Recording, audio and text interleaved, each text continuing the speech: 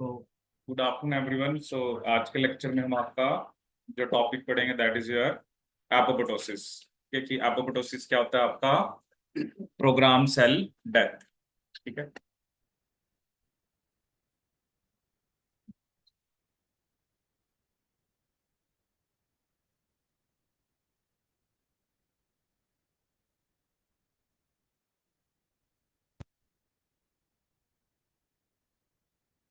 ठीक है सर, क्या टॉपिक हम पढ़ेंगे आपका programme cell death that is your apoptosis. अब बेसिकली इसमें क्या क्वेश्चन आते हैं आपको ना, बेसिकली अलग अलग टाइप की जीन्स हैं। कुछ जीन्स ऐसी होती हैं जो एपोप्टोसिस को प्रमोट करती हैं and there are some genes which inhibit apoptosis. ठीक है, एक इस पे क्वेश्चन आता है और इसके अंदर हम पाथवे पढ़ेंगे। एपोप्टोसिस के अंदर एक इंट्रिंसिक पाथवे होता है और एक आपका एक्सट्रिंसिक। ठीक है। और ये भी आपको पता होना चाहिए कि एपोप्टोसिस और एक वर्ड होता है नेक्रोसिस, दोनों में क्या डिफरेंस है। ठीक है, तो चलिए देखते हैं what is apoptosis. So apoptosis is programme cell death. So it is an essential homeostatic mechanism. ठीक है, होम्योस्टेसिस का क्या मतलब होता है कि जैसे जो भी एक नंबर है सेल का, उसको एक मेंटेन करके रखना है। ठीक है, ऑब्वियसली अगर सेल्स की डेथ करा रहे हैं तो हमें सेल्स बनाने भी हैं। ठीक है, जैसे हम कहते हैं फॉर एग्जांपल आरबीसी है। सो आरबीसी का लाइफ स्पैन क्या होता है 120 डेज। ठीक है, so after that it has to undergo programmed cell death. ठीक है, so program cell death is an induced and ordered process in which the cell actively participates in bringing about its own demise. A critical factor in the homeostatic regulation of many types of cell population, including those of hematopoietic system. ठीक है, कि जो भी haematopoietic system के sales हैं, जितने भी हमारे ब्लड सेल्स हैं बेसिकली, ठीक है, चाहे आरबीसी हैं डब्ल्यूबीसी हैं, चाहे आप उसमें बी सेल बोलते हो टी सेल बोलते हो, हर एक का एक लाइफ स्पैन है। ठीक है, so cells undergoing programme cell death. ठीक है, अब सबसे पहले तो आपको ये याद रखना होता है कि उसके अंदर क्या क्या चेंजेस होते हैं। ठीक है, the cells which are undergoing programmed cell death often exhibit distinctive morphological changes collectively referred to as apoptosis। ठीक है, अब इन चेंजेस में क्या आता है, जैसे सेल की वॉल्यूम डिक्रीज होगी। ठीक है, modification of the cytoskeleton that results in membrane blebbing. ठीक है, मतलब मेम्ब्रेन ब्लैबिंग होती है, कंडेंसेशन ऑफ क्रोमैटिन होता है and degradation of DNA into the smaller fragments. ठीक है, अब देखो बेसिक सा क्वेश्चन ये आ जाता है कि आपको ये बताओ कि जो सेल एपोप्टोसिस मतलब दिखा रहा है उसके अंदर आपको क्या क्या देखने को मिलेगा। उसके अंदर आपको वॉल्यूम उसकी डिक्रीज देखने को मिलेगा, उसका जो साइटोस्केलेटन है, ठीक है, मतलब वही है कि मेम्ब्रेन ब्लैबिंग, मतलब कुछ उसमें से कुछ स्ट्रक्चर से निकल रहे हैं, ऐसा आपको लगेगा। ठीक है, so that results in membrane blebbing, condensation of the chromatin and degradation of DNA into smaller fragments. तो इन सब चेंजेस के बाद, following this morphological changes, an apoptotic cell sheds tiny membrane bound apoptotic bodies containing intact organelles. मतलब क्या होता है, जैसे अलग अलग एपोप्टोटिक बॉडी निकलेगी। फॉर एग्जांपल एक के अंदर ईआर है, एक के अंदर गोल्जी है। ठीक है, और जो भी ऑर्गेनेलीज हैं, किसी के अंदर माइटोकॉन्ड्रिया है। ठीक है, फिर क्या करते हैं, जो मैक्रोफेजेस हैं they quickly phagocytize or phagocytose apoptotic bodies and cells in the advanced stages of apoptosis। ठीक है, देखो एपोप्टोसिस में क्या हो रहा है ना कि जो भी सेल के अंदर मटेरियल है वो मतलब बाहर नहीं निकलना चाहिए सेल से, क्योंकि फिर क्या होगा ना, फिर तो क्या होगा, जो वहां पर आसपास टिश्यूज हैं, आसपास सेल्स हैं, वो डैमेज हो जाएंगे। ठीक है, दिस एंश्योर्स दैट जो इंट्रा सेलुलर कंटेंट्स हैं, ऑब्वियसली उसके अंदर हमें पता है एंजाइम्स भी होंगे, प्रोटीन को डिग्रेड करते हैं, या जो लाइटिक एंजाइम्स हैं, कैटाइनिक पेप्टाइड्स होंगे, and oxidising molecules are not released into the surrounding tissue.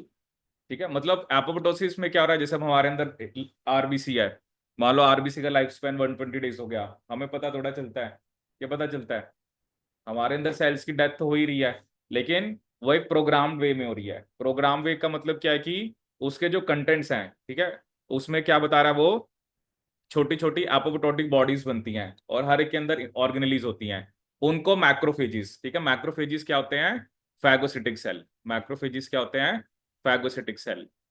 जैसे अलग अलग टाइप के होते हैं फैगोसिटिक सेल। और कौन कौन से सेल्स होते हैं फैगोसिटिक, एक न्यूट्रोफिल्स होते हैं और natural killer cells. Natural killer cell किसने बताया, मैक्रो तो लिखे ही हुए हैं। न्यूट्रो और मोनोसाइट्स। मोनोसाइट्स बोलते हैं ना, जनरली ब्लड में होते हैं।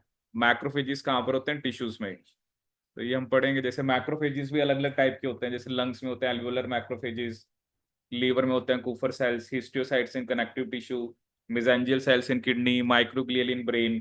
तो अलग अलग उनको नाम देते हैं, ठीक है। मैक्रोफेजिस होते हैं टिश्यूज के अंदर, मोनोसाइट्स होते हैं ब्लड में, न्यूट्रोफिल्स भी क्या होते हैं हमारे? फैगोसिटिक, ठीक है। सो अब मेन यहां पर क्या, in this way apoptosis does not induce A local inflammatory response.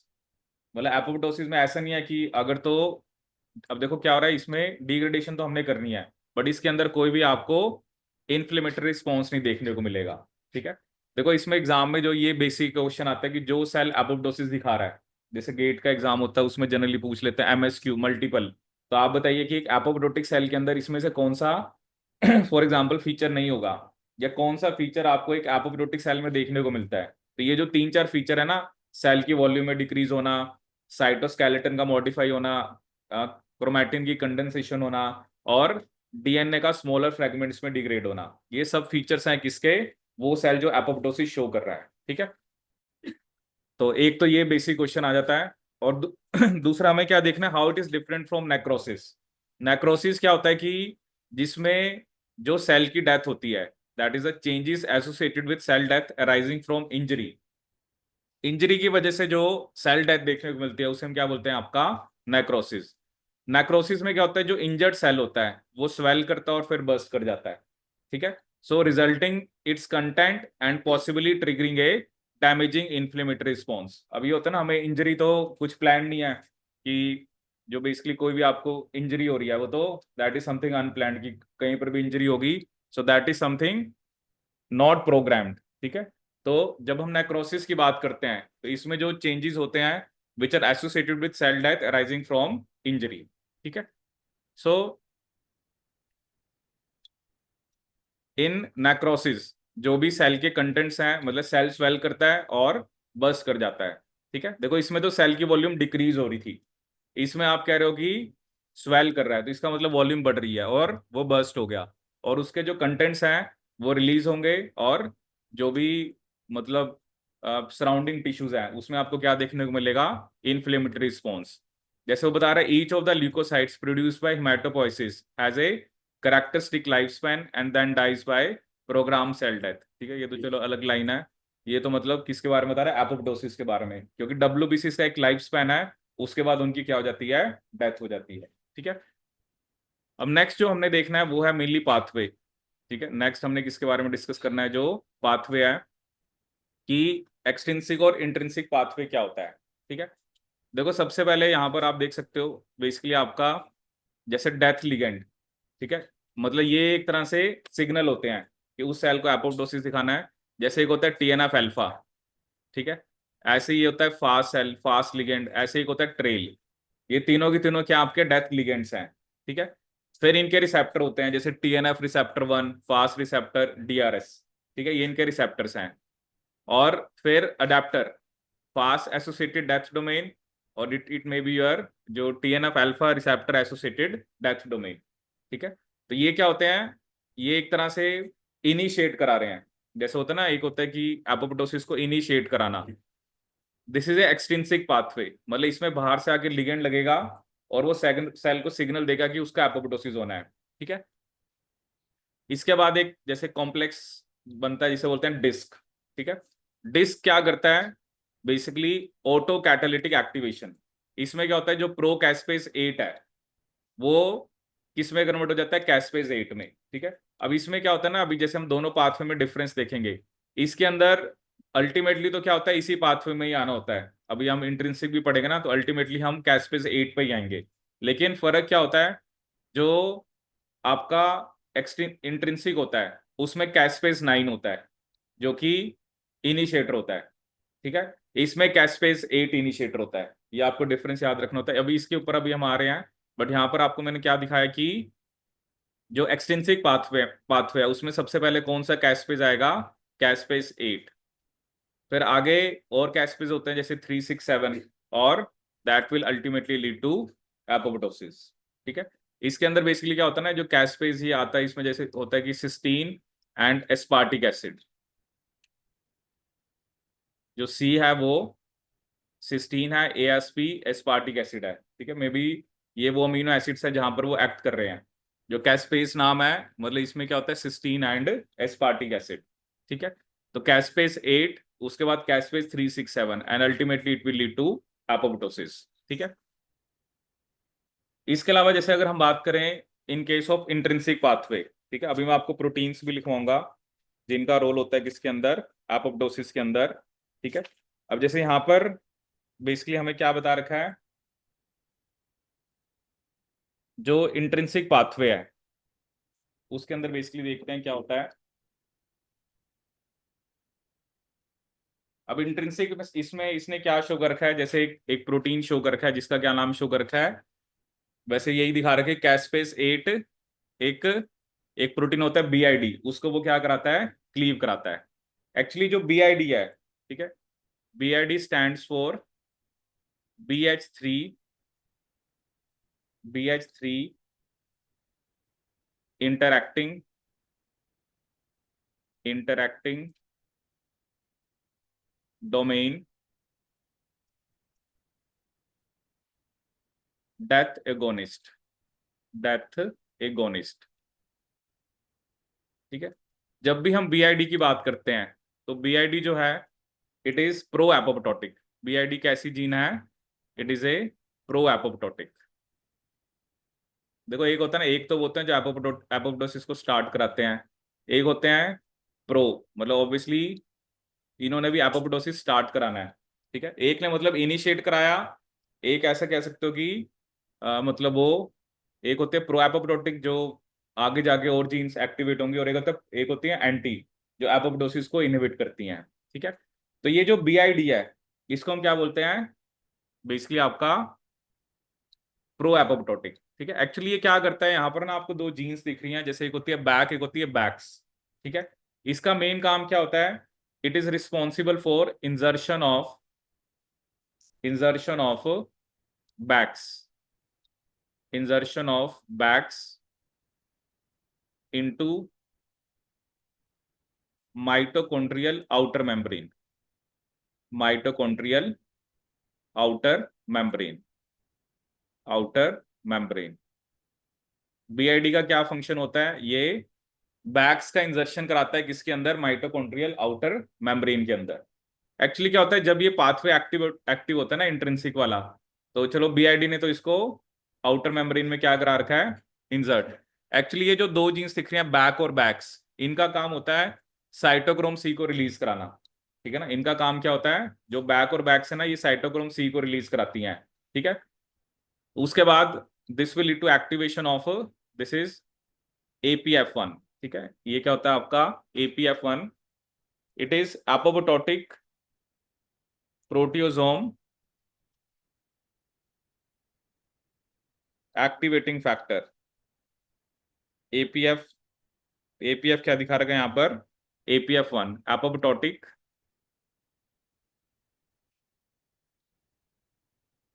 Protease, apoptotic protease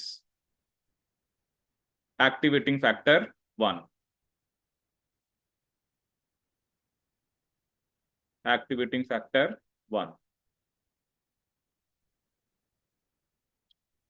और इसका मेन काम क्या होता है, ये किसको एक्टिवेट करता है, कैस्पेस 9 को। जो APF1 है ना, जैसे मान लो ये भी पहले प्रो कैस्पेस था, ये भी इनएक्टिव फॉर्म में था, तो APF1 का काम क्या होता है, ये कैस्पेस 9 को एक्टिवेट करता है, ठीक है। This is apoptotic protease. जैसे होता है ना साइटोक्रोम सी आया, उसने किसको एक्टिवेट करा, APF1 को, और APF1 किसको एक्टिवेट करता है, कैस्पेस 9 को, और उसके बाद अल्टीमेटली कैस्पेस 8। तो मतलब क्या है, वैसे तो लिंक किया है, जैसे ये बता रखा है कैस्पेस 8 ये भी शो कर रखना, वो बीआईडी को क्लीव भी कराता है, ठीक है। तो ये क्या होता है ना, जनरली सिग्नल आता है, जैसे बीआईडी ने तो बैक और बैक्स को आउटर मेम्ब्रेन के अंदर इंसर्ट करा रखा है, बट बैक और बैक्स तभी साइटोक्रोम सी को रिलीज कराएंगे जब कोई स्ट्रेस आएगा, ठीक है ना। जब पता है कि हाँ भाई जैसे सेल का डीएनए डैमेज है या कोई सिग्नल आएगा, तभी हमने क्या कराना है, सेल का बेसिकली क्या कराना है, एपोप्टोसिस, ठीक है। तो एक्सट्रिंसिक पाथवे और इंट्रिंसिक में क्या डिफरेंस है, एक्सट्रिंसिक के अंदर आप देख सकते हो कि कोई लिगेंड आगे लगता है, उसके बाद डिस्क, फिर कैस्पेस 8, 367 और एपोप्टोसिस। इसके अंदर जो बीआईडी का फंक्शन मैंने आपको बताया क्या है, ये बेसिकली बैक्स को, ठीक है, ये दोनों ही वैसे रिस्पॉन्सिबल होते हैं, बट बैक्स को इंसर्ट कराता है किसके अंदर, माइटोकॉन्ड्रियल आउटर मेम्ब्रेन में। और जब सिग्नल आता है जैसे सेल में कोई स्ट्रेस है कि क्योंकि कोई स्ट्रेस होगा तभी आपने एपोप्टोसिस कराना है ना, तो बैक्स क्या करेगा, वो साइटोक्रोम सी को रिलीज कराएगा। साइटोक्रोम सी जनरली कहां पर होता है आपका, कहां पर होता है साइटोक्रोम सी?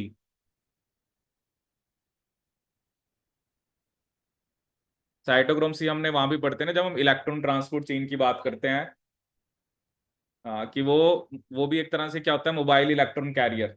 ठीक है, यहाँ पर जैसे डायग्राम में ये देखो साइटोक्रोम सी जो इलेक्ट्रॉन को लेके जाता है बेसिकली एक कॉम्प्लेक्स से दूसरे, मतलब ये इनर मेमोरी देखो अंदर की तरफ दिखा रखा है, वैसे भी आप देख रहे हो ना ये अंदर की तरफ है। It is associated with the inner mitochondrial membrane, but इसका रिलीज होना जरूरी है। अगर ये नहीं रिलीज होगा तो आपका आगे एपीएफ1 एक्टिवेट नहीं होगा, और एपीएफ1 एक्टिवेट नहीं होगा तो आगे कैस्पेज 9 नहीं होगा। ठीक है, so one thing that you need to remember कि इनिशिएटर कैस्पेज जो है वो एक्सट्रिंसिक के अंदर कैस्पेज 8 है और इंट्रिंसिक के अंदर कैस्पेज 9 है। अल्टीमेटली उसने भी कैस्पेज 8 को ही एक्टिवेट करना है, बट दोनों के इनिशिएटर लगे हैं। ठीक है, बाद में जाके तो जो पाथवे है वो कॉमन ही हो जाता है। साथ में क्यों चलाने हैं? हाँ हाँ, इसी वाले साइकिल में दोबारा फिर पीआईडी में अगर सिर्फ इंटेंसिव करे तो अब कैस्पेज 8 को किसने एक्टिवेट करा ना, इस पाथवे में डिस्क ने करा है, अगर ये एक्सट्रिंसिक चल रहा है तो। हम्म अगर इंट्रिंसिक पाथ में चल रहा है सिर्फ कैस्पेज 9 ने कैस्पेज 8 पे हम्म एक्टिवेट किया, हम्म तो लेकिन फिर जो क्लीव कर रहा है पीआईडी को वो वाला कैस्पेज 8 कहां से आएगा? वो तो चलो सेल के अंदर ऐसा तो नहीं है ना कि थोड़े बहुत एक्टिव फॉर्म में होंगे, ऐसे नहीं है ना कि बिल्कुल ही नहीं होंगे। तो वो तो सेल के अंदर जो भी सिग्नलिंग होती है, क्योंकि हम तो अभी जैसे एक टाइप की बात कर रहे हैं, तो यहाँ पर जो कैस्पेस 9 है उसने किसको एक्टिवेट करा, कैस्पेस 8 को। ठीक है, तो ऑलरेडी थोड़ा बहुत पहले होना चाहिए ताकि वो बीआईडी को क्लीव कराए। और बीआईडी का काम तो सिर्फ यह है कि वो बैग्स को आउटर मेम्ब्रेन में रख रहा है, लेकिन वो जब स्ट्रेस आता है ना तभी तभी उसका फंक्शन आता है कि वो साइटोक्रोम सी को रिलीज कराए। ठीक है, तो ये आपको याद रखने हैं। ठीक है, अभी और मैं आपको प्रोटीन्स का नाम बताऊंगा। तो बीआईडी याद रखना, ये प्रो एपोप्टोटिक होता है। ठीक है, जैसे हमने जब वहां पे पढ़ा था आपका सिग्नलिंग के अंदर, वहां पे हमने बैड की बात करी थी, बीएडी, उसमें भी मैंने आपको बताया था, वो भी अभी डिस्कस करेंगे कि वो जब फॉस्फोरेटेड फॉर्म में होता है तब सेल का एपोप्टोसिस, तब वो एंटी एपोप्टोटिक होता है। ठीक है, जब क्या बताया था वो कैसा होता है आपका, फॉस्फोरिलेटेड। लेकिन जब वो डीफॉस्फोरिलेटेड होता है तब वो कैसा होता है आपका, प्रो एपोप्टोटिक। ठीक है, तो चलिए देखते हैं। अब देखो यहाँ पर हमारे पास एक लिस्ट है जीन्स की, जैसे देखो ये एक लिस्ट है, तो ये आपको लिस्ट याद रखनी है। तो इसमें हमें क्या बता रखा है कि जो BCL2 है वो क्या करता है, एपोप्टोसिस को प्रिवेंट करता है। एपोप्टोसिस को क्या करता है, प्रिवेंट। तो इसका रोल क्या हो गया, इनहिबिशन का, BCL2। ठीक है, BCL2 जो होता है ना, इसका फुल फॉर्म होता है B cell lymphoma, B cell lymphoma, B cell lymphoma. ठीक है, अभी हमने डिस्कस करा था बैक्स, बैक्स BCL2 को अपोज करता है, ये प्रमोट करता है। ठीक है, बैक और बैक्स दोनों क्या करते हैं, करते हैं आपके प्रमोट। BCL एक्सेल और BCL एक्सेस, अब ये भी दो प्रोटीन बता रखे हैं। एक्सेल जो होता है वो एपोप्टोसिस को प्रिवेंट करता है, तो ये बता रखा है BCL लॉन्ग, और जो BCL शॉर्ट है वो प्रमोट करता है। कैस्पेज हमने डिस्कस करे थे, कैस्पेज क्या करते हैं, प्रमोट करते हैं। ठीक है, और फास्ट फास्ट एपोप्टोसिस को क्या कराता है, इंड्यूस कराता है। देखो एग्जाम में आपको ना ये क्वेश्चन देखने को मिलेगा कि इनमें से कौन से एपोप्टोसिस को कराते हैं, कौन से इनहिबिट कराते हैं। ठीक है, तो जैसे यहाँ पर आप देख सकते हो BCL2, अगर हम यहाँ पे एक लिस्ट बनाए, BCL2, BCL ठीक है, ये दोनों क्या करा रहे हैं आपका, इनहिबिट करा रहे हैं। ठीक है, इसके अलावा जैसे अभी मैंने आपको बताया बैक्स, बैक। ठीक है, चलो कैस्पेस फास्ट तो चलो आगे है इसी सिग्नलिंग के अंदर, वो तो वैसे भी हमें याद रहेंगे, फास्ट इंड्यूस कराता है, और ये आपका कैस्पेसिस तो प्रमोट ही कराएंगे। ठीक है, बैक, बैक्स हो गया, बैक हो गया, एक आपने लिखा BCl एक्सेस। ठीक है। अभी हमने एक प्रोटीन की बात करी थी BID की, वो भी क्या आपका प्रो एपोप्टोटिक। BID भी कैसा आपका प्रो एपोप्टोटिक। ठीक है। और एक जो हमने डिस्कस किया था पहले, दैट वाज BAD। ये जो BAD होता है ना, एक्चुअली इसकी फॉर्म पे डिपेंड करता है। तो BAD क्या होता है, अगर तो ये फॉस्फोरिलेटेड है, जब ये फॉस्फोरिलेटेड फॉर्म में होता है तब ये होता है आपका एंटी एपोप्टोटिक। एंटी, अब इसमें क्या ना, ये आपने क्या लिखे एंटी, ये क्या लिखे एपोप्टोटिक। अब भी बैड की दो फॉर्म है, जब तो ये फॉस्फोरिलेटेड फॉर्म में होता है तब हम इसको क्या बोलते हैं एंटी एपोप्टोटिक। और जब ये किस फॉर्म में होता है डी फॉस्फोरिलेटेड में, तो तब ये कैसा होता है आपका एपोप्टोटिक। और यू कैन से it is pro apoptotic. Actually इसका उसका बेसिकली क्या फंडा होता है कि जो BAD है, जब वो फॉस्फोरिलेटेड होता है तो वो BCl2 के साथ इंटरेक्शन नहीं दिखाता, मतलब BCl2 के साथ ये बाइंड नहीं करता, तो BCl2 अपना काम करेगा। BCl2 का काम क्या है, इनहिबिट करना। लेकिन जब ये डीफॉस्फोरिलेटेड फॉर्म में होता है तो ये जो BAD है, ये ना BCl2 के साथ बाइंड कर जाता है। अब BCl2 जो है वो फ्री नहीं है, इसका मतलब क्या है कि वो अब अपना फंक्शन नहीं दिखा पाएगा। BCl2 का काम क्या था, एपोप्टोसिस को इनहिबिट कराना। तो जब BAD की डीफॉस्फोरिलेटेड फॉर्म होती है तो वो BCl2 के साथ बाइंड कर जाता है। अब BCl2 को वो अपना काम करने नहीं देगा। BCl2 का काम क्या है, एपोप्टोसिस को इनहिबिट कराना। इस वजह से ये इसको काम नहीं करने दे रहा, इस वजह से ये कैसा हो गया आपका प्रो एपोप्टोटिक। ठीक है। तो ये आपको ना एक तो जीन्स भी याद रखने पड़ेंगे इसके अंदर। तो जनरली जो क्वेश्चन आता है ना, ये जीन्स होगी, एपोप्टोटिक के जो पाथवे हैं, इंट्रिंसिक एक्सट्रिंसिक हो गया। ठीक है। और जो सेल के अंदर चेंजेस हो रहे हैं ड्यूरिंग एपोप्टोसिस, वो कौन से हो रहे हैं। ठीक है। बाकी जैसे हमने सिग्नलिंग में क्वेश्चन भी किया था कि क्या यूज करते हैं हम, अगर आपको एपोप्टोटिक सेल्स को पता करना है तो अनेक्सिन 5 किया था ना। अनेक्सिन 5 जो लेट एपोप्टोटिक सेल्स होते हैं उनके साथ अनेक्सिन 5 बाइंड करता है।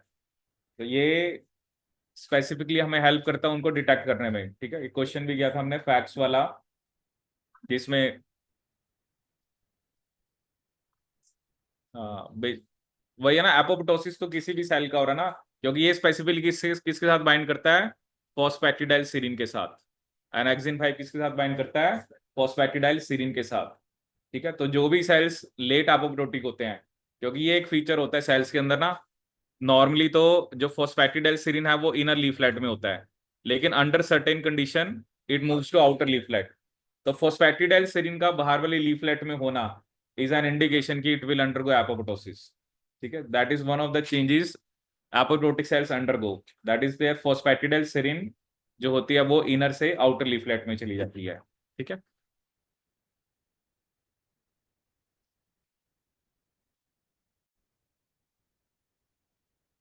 ठीक है। सो यहाँ पर एक कंपैरिजन है एपोप्टोसिस इन C एलिगन्स। ठीक है। तो ये आप याद रखना इसमें, जैसे मेन आपको क्या ध्यान रखना है कि जो CD4 है इसका क्या फंक्शन है जो APF1 का है।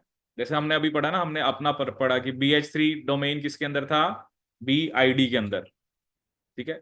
BID क्या है हमारा, it is a pro apoptotic. तो इसने दिखा रखा है कि BID BCl2 को इनहिबिट करता है, और BCl2 किसको इनहिबिट करता है, APF1 को।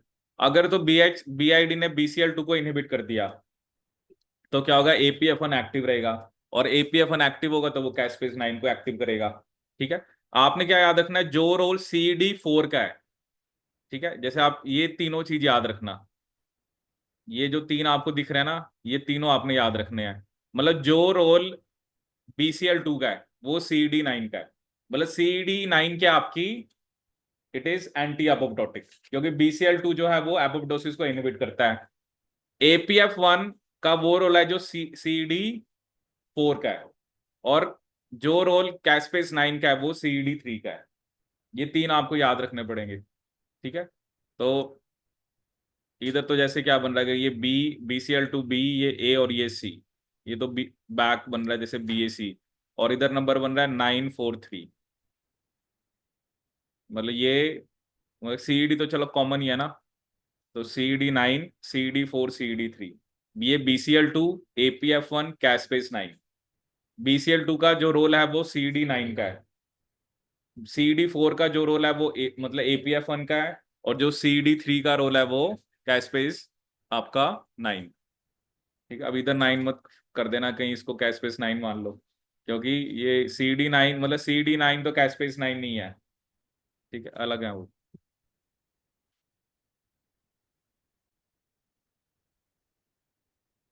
ठीक है, तो यहाँ पर जैसे हमें कुछ पॉइंट्स हैं जो भी हमने डिस्कस करे।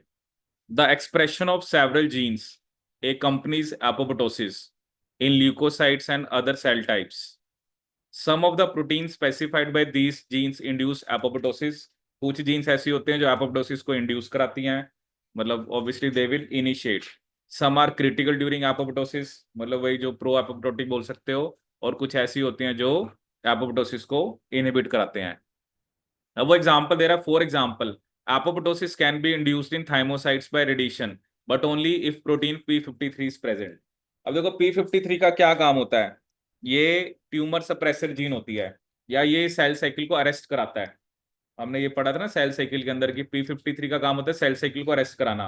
अब क्या होता है, मान लो सेल का डीएनए डैमेज है, देखो जब P53 उसको अरेस्ट कराएगा तभी उसका एपोप्टोसिस होगा। लेकिन अगर मान लो P53 है ही नहीं, तो फिर सेल का एपोप्टोसिस नहीं होगा। लिखा ना उसने कि हमने एक एक थाइमोसाइट है, उसको हमने क्या करा, रेडिएशन दी, बट वो कह रहा है उसका एपोप्टोसिस तभी इंड्यूस होगा जब प्रोटीन P53 प्रेजेंट होगा। ठीक है। Many cells deaths are induced by signals from Fas, a molecule present on the surface of many cells. ठीक है। And proteases known as caspases take part in a cascade of reaction that lead to apoptosis. ठीक है। On the other hand, members of BCL2, that is where B cell lymphoma 2, family of genes BCL2 and BCLXL, they encode protein products that inhibit apoptosis। अभी हमने पढ़ा ना BCL2 और BCL जो XL होते हैं, ये दोनों के दोनों एपोप्टोसिस को इनहिबिट कराते हैं। Interestingly, the first member of this gene family, BCL2, was found in studies that were concerned not with cell death, but with uncontrolled proliferation of B cells in a type of cancer known as B lymphoma। देखो क्या ना, अगर तो ये jeans नहीं काम करेंगी, इन्होंने तो क्या कराना है, एपोप्टोसिस को ये क्या कराती हैं, इनहिबिट कराती हैं। तो ऑब्वियसली ये नहीं करा रही हैं, तो वो भी फिर that will lead to cancer. वैसे तो इनका काम है ना कि अगर एक सेल है, अगर वो अब नॉर्मल मतलब सही है, वैसे तो नॉर्मल सेल है, या जैसे आप कह रहे हो कि जैसे उसका एक लाइफ स्पैन हो गया, तो उसके बाद तो हमने उसका क्या कराना है, एपोप्टोसिस कराना है। लेकिन जब उसका लाइफ स्पैन नहीं हुआ, तब हमें एपोप्टोसिस को इनहिबिट भी कराना है। दोनों टाइप की जीन्स हैं। जैसे भी हम एक एग्जांपल भी लेंगे, जैसे मान लो मैंने आपको कहा कि जैसे हम बी सेल की बात करते हैं, एक है नेव बी सेल।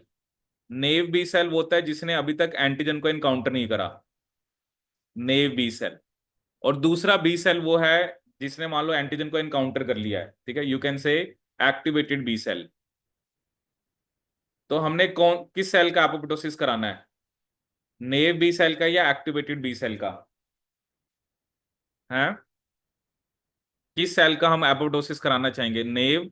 नेव मतलब जिसने अभी तक, जैसे होता है ना बी सेल के सरफेस पे एंटीबॉडीज होती हैं, with the help of antibodies only they detect antigen.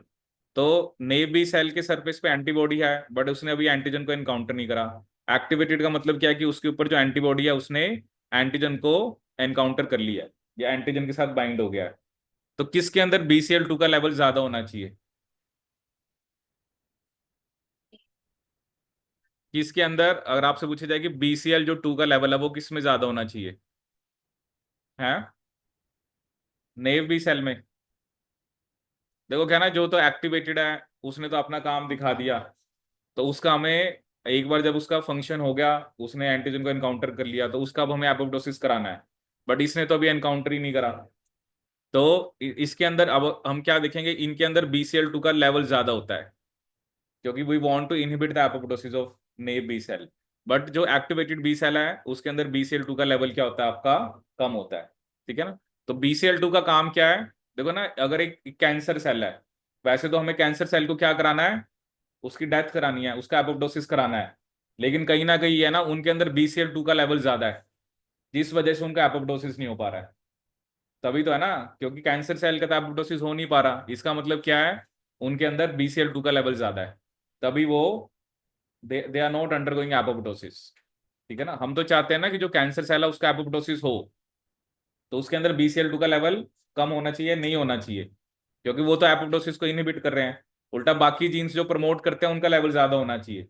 But अगर कैंसर सेल डिवाइड कर रहा है, तो ये भी आप एक रीजन दे सकते हो कि उसके अंदर BCL2 और BCLXL का लेवल ज्यादा है, because they are inhibiting their apoptosis, and that is one of the reason they are undergoing uncontrolled cell division और प्रोलिफरेशन।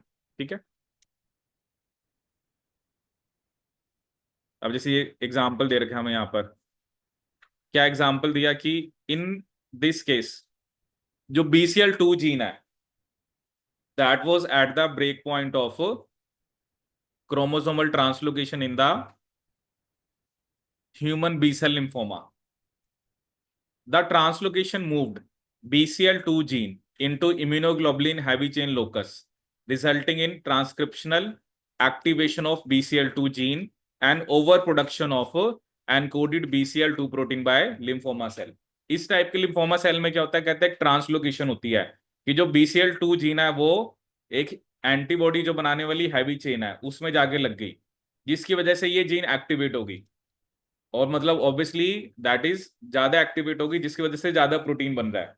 अब वही बात है ना, आप वही तो कह रहे हो कि जो कैंसर सेल्स हैं, जैसे यहाँ पर एग्जांपल ले रहा है वो लिम्फोमा सेल का, लिम्फोमा सेल्स के अंदर BCL2 का लेवल ज्यादा है, BCL2 का लेवल क्या है, ज्यादा है। तो इसका क्या मतलब है कि वो तभी उसी वजह से उसका एपोप्टोसिस नहीं हो पा रहा, क्योंकि उस जीन का लेवल इंक्रीज हो गया, जिसकी वजह से सेल का एपोप्टोसिस इनहिबिट होता है। ठीक है। The resulting high level of BCL2 are thought to transform lymphoid cells into the cancerous lymphoma cell by inhibiting the signals that would normally induce apoptotic cell death।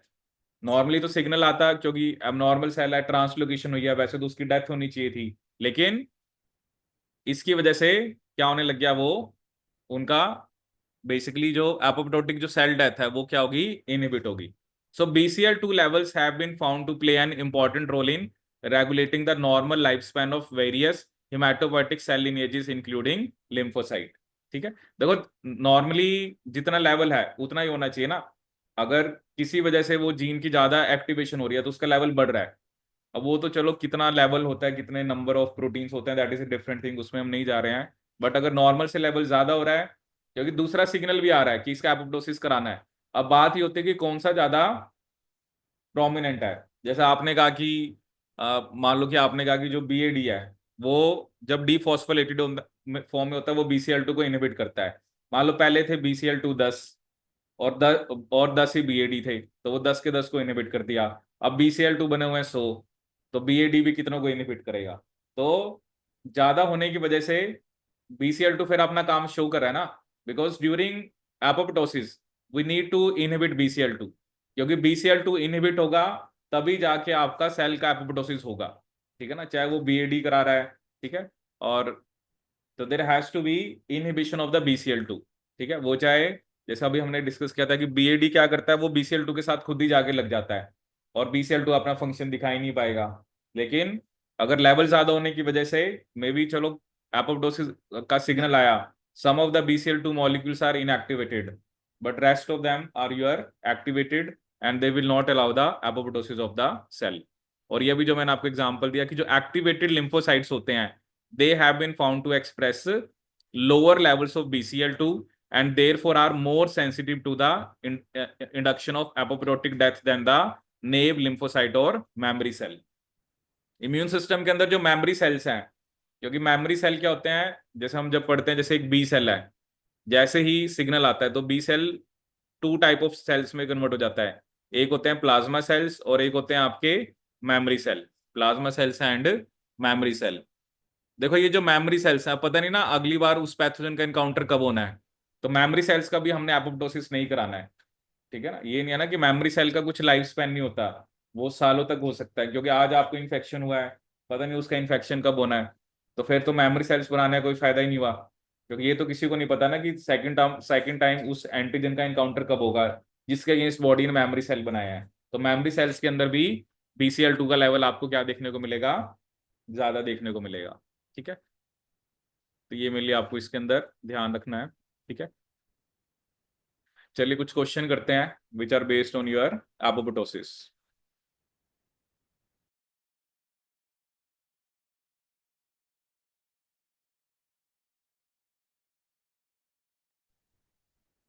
So this is one of the question which is based on apoptosis. So a particular type of cancer cell undergoes apoptosis by both extrinsic and intrinsic pathways when treated with a chemotherapeutic agent X. Caspase 8 and caspase 9 are the initiator caspases associated with extrinsic and intrinsic pathways respectively. ये भी हमने discuss करा ही है कि extrinsic में कैस्पेस 8 initiator होता है, intrinsic में कैस्पेस 9 होता है. Now if caspase 9 is silenced in the cancer cell by SHRNA. SHRNA क्या होता है आपका? Short hairpin RNA. ये बेसिकली हम क्या बोलते हैं? Gene silencing. Gene silencing short hairpin RNA कि जो कैस्पेस 9 है उसको आपने साइलेंट कर दिया by SHRNA transfection. What will be the best fit graph for apoptosis scenario in the cancer cell when treated with agent X? ठीक है. तो अब कैस्पेस 9 को तो आपने मतलब अब कैस्पेस 9 का मतलब इंट्रिंसिक पाथवे तो नहीं होगा. इंट्रिंसिक पाथवे तो आपका नहीं होगा. तो अब पूछ रहा है कि कौन सा बेस्ट फिट ग्राफ होगा? Cells before transfection and cells after transfection. तो फर्स्ट में क्या शो कर रखा है कि मतलब ये यहाँ पे ज्यादा है, यहाँ पे कम है. ठीक है, इधर दोनों इक्वल शो कर रखे हैं. इधर बिफोर ट्रांसफेक्शन कम, आफ्टर ट्रांसफेक्शन ज्यादा. इधर बिफोर ट्रांसफेक्शन बहुत ज्यादा और इधर कम है. अब इसमें देखो ना, इसमें तो आप क्या मान के चलोगे कि दोनों पाथवे इक्वल कंट्रीब्यूट करते हैं सेल्स के एपोप्टोसिस के अंदर. ठीक है, क्योंकि ये तो उसने बताया ना कि मेनली कौन सा पाथवे चल रहा है. तो इसमें आपका आंसर क्या बनेगा? फर्स्ट, कि बिफोर ट्रांसफेक्शन जो हो रहा है उसका आधा हो जाएगा. इसमें आपको ये मान के चलना पड़ेगा कि दोनों पाथवे जो है वो इक्वली कंट्रीब्यूट करते हैं.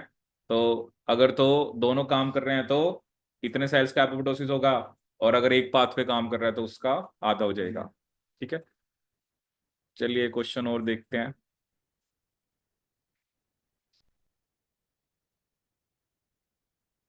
Now we have question number 11.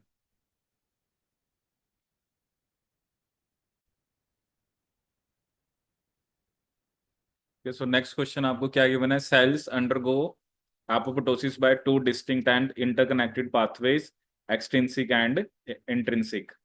Extrinsic pathways activated by extracellular ligand binding to cell surface death receptor. जैसे अपन देखा था हमने TNF alpha and FAS. Whenever an apoptotic stimulus activates intrinsic pathway, the pro-apoptotic backs and back proteins become activated and induce the release of cytochrome C from the mitochondria, leading to caspase cascade activation, resulting in apoptosis. In cell A, cytochrome C is introduced by microinjection, whereas in cell B, cytochrome C is introduced by microinjection, but backs and back are inactivated.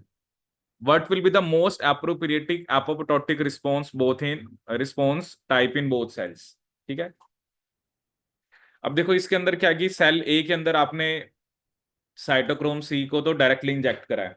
देखो normally हमने क्या पढ़ा है कि backs और back जो होते हैं वो साइटोक्रोम सी को रिलीज कराते हैं. और दूसरा उसने क्या लिखा है? दूसरे में भी साइटोक्रोम सी है, बट बैक्स और बैक आपके कैसे हैं? इनएक्टिवेटेड हैं.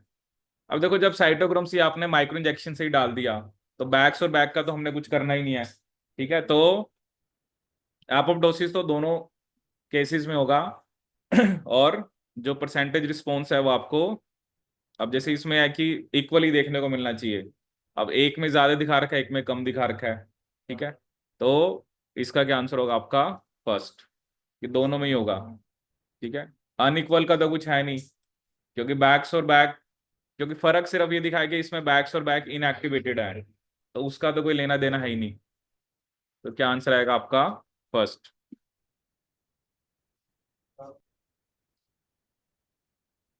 ठीक है, सो क्या क्वेश्चन गिवन है हमें यहाँ पर? You have isolated A short chain polypeptide from bacteria. which upon administering to animal cells in culture is demonstrated to get transported into mitochondria and cause mitochondrial membrane disruption। ठीक है, कि हमने एक bacteria से एक शॉर्ट चेन पॉलीपेप्टाइड को isolate करा, और जब हमने एनिमल सेल के अंदर उसको एडमिनिस्ट्रेट कराया तो वो माइटोकॉन्ड्रिया में गया and cause mitochondrial membrane disruption. This peptide is being considered for its therapeutic effect on cancer. ठीक है, and is to be tested for its anti cancer properties in the following models of the disease. ठीक है, तो एक हमें क्या show कर रखा है कि कैंसर विद APF1 म्यूटेशन, दूसरा क्या है cancer with Bax genes are inactivated and cancer with Bak genes are inactivated. ठीक है, कि हमने इस पेप्टाइड को देखना है। ऑब्वियसली अगर माइटोकॉन्ड्रिया की मेम्ब्रेन डिसरप्ट हो रही है तो इसका मतलब साइटोक्रोम सी रिलीज होगा, और साइटोक्रोम सी रिलीज हो रहा है इसका मतलब क्या हो रहा है, उसका एपोप्टोसिस होगा। सो अब हमें इस शॉर्ट पेप्टाइड को देखना है किसके लिए, थेराप्यूटिक के लिए। तो ये मॉडल्स हैं। अगर तो कैंसर विद APF1 म्यूटेशन, अब देखो अगर तो APF1 में म्यूटेशन है फिर तो आपका कैस्पेज जो 9 है वो एक्टिवेट ही नहीं होगा, और कैस्पेज 9 एक्टिवेट नहीं होगा तो फिर तो that will not undergo apoptosis. ठीक है, क्योंकि ये जो हम माइटोकॉन्ड्रियल मेम्ब्रेन डिसरप्शन की बात करें तो मेनली हम ये कहेंगे कि उसका एपोप्टोसिस होना चाहिए। अब APF1 में म्यूटेशन है तो उस केस में तो एपोप्टोसिस हो ही नहीं सकता, तो ये वाला मॉडल तो आप नहीं लोगे। ठीक है, अब दूसरा क्या है कि Bax and Bak genes are inactivated. अब देखो क्या है ना, बैक्स और बैक का काम क्या है, साइटोक्रोम सी को रिलीज कराना। ठीक है, लेकिन जो हमने हमें क्वेश्चन में दिया हुआ है कि ये जो शॉर्ट चेन पॉलीपेप्टाइड है ये वही काम कर रहा है, वो भी माइटोकॉन्ड्रिया की मेम्ब्रेन की डिसरप्शन करा रहा है, and because of that cytochrome c जो है वो साइटोसोल में आ रहा है। अगर तो मान लो बैक्स और बैक्स एक्टिवेट है फिर तो आपको शॉर्ट चेन पॉलीपेप्टाइड का रोल ही नहीं पता लगेगा, क्योंकि फिर आपको नहीं पता ना कि साइटोक्रोम सी को रिलीज किसने करवाया है, फिर तो आप जज ही नहीं कर सकते। तो हमें इन दोनों को इनएक्टिवेट करना पड़ेगा। ठीक है ना, cancer with Bax genes are inactivated, cancer with Bak genes. ठीक है, तो ये जब दोनों क्या होंगे, इनएक्टिवेट होंगे, ठीक है, तभी आप इस चीज को स्टडी कर पाओगे कि जो माइटोकॉन्ड्रिया की मेम्ब्रेन की डिसरप्शन की वजह से जो साइटोक्रोम सी है वो इसने रिलीज कराया है। ठीक है, so which of the following is likely to provide best effect, that is induce apoptosis. तो एपोप्टोसिस किस केस में होगा, बी एंड सी। ए वाले केस में तो हो ही नहीं सकता। APF1 में म्यूटेशन का मतलब कैस्पेज 9 एक्टिवेट नहीं होगा, और कैस्पेज 9 जब एक्टिवेट नहीं हुआ तो एपोप्टोसिस नहीं होगा। तो इस केस में क्या आंसर आएगा आपका, cancer where Bax and Bak genes are inactivated. ठीक है,